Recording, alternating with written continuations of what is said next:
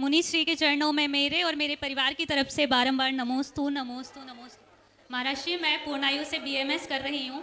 महाराज जी, लोग ऐसा मानते हैं कि एलोपैथी आयुर्वेदिक से बेटर है, जबकि एलोपैथी में कुछ शॉर्ट टाइम के लिए डिसीज ठीक होती है और आयुर्वेदिक में परमानेंट डिसीज क्योर हो जाती है।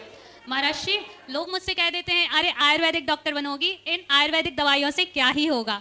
तो महाराज जी, ऐसे में मेरा मोरल डाउन होता है। आचार्य श्री जी की ऐसी भावना थी कि लोग आयुर्वेदिक की ओर बढ़ें, और आप सभी जो भी औषधियाँ लेते हैं वो आयुर्वेदिक ही होती हैं। तो महाराज जी, लोग भी आयुर्वेदिक की ओर बढ़ें, उन्हें जागरूक कैसे करें, इसका समाधान कीजिए। नमस्ते महाराज। बहुत अच्छा भाव प्रस्तुत किया।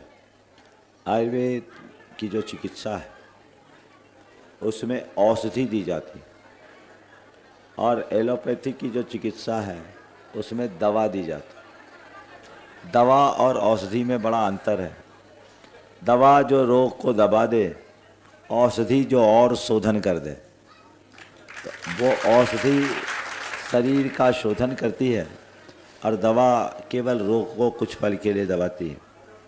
मैं एलोपैथ की पूरी तरह से उपेक्षा नहीं करता, क्योंकि डायग्नोसिस पद्धति में एलोपैथ की बहुत बड़ी भूमिका है। शल्य क्रिया के माध्यम से एलोपैथ ने बहुत बड़े कीर्तिमान स्थापित किए हैं, लेकिन आम चिकित्सा में आयुर्वेद की बड़ी भूमिका है और लोगों को आयुर्वेद का उपयोग करना चाहिए।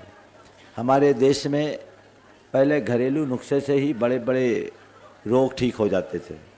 एक वैद्य आए थे, वो घर की मसालदानी में ही बहुत सारी बीमारियों का इलाज बताते थे। आजकल वो परंपरागत ज्ञान लुप्त होता जा रहा है।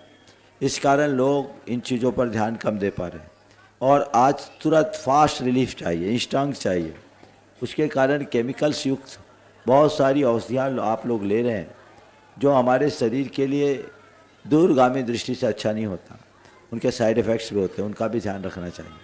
इसलिए आयुर्वेद को प्रोत्साहित करना चाहिए।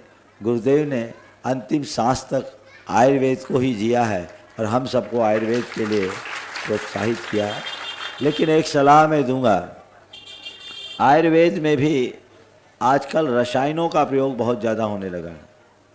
रस औषधियों का प्रयोग कम से कम होना चाहिए, काष्ठ औषधि का प्रयोग अधिक होना चाहिए। चूँकि अब आयुर्वेद का भी पूरी तरह व्यवसायीकरण हो गया, तो तुरंत रिलीफ चाहिए तो ढेर सारी भस्में लोग लिखने लगे, उनका सेवन भी होने लगा है।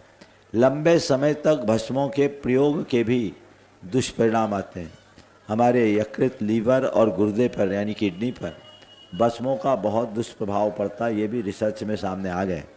इसलिए मैं कहूँगा कि आयुर्वेद में भस्मों का प्रयोग सीमित मात्रा में होना चाहिए और काष्ठ औषधियों को प्रोत्साहित करना चाहिए। नमोस्तु महाराज जी।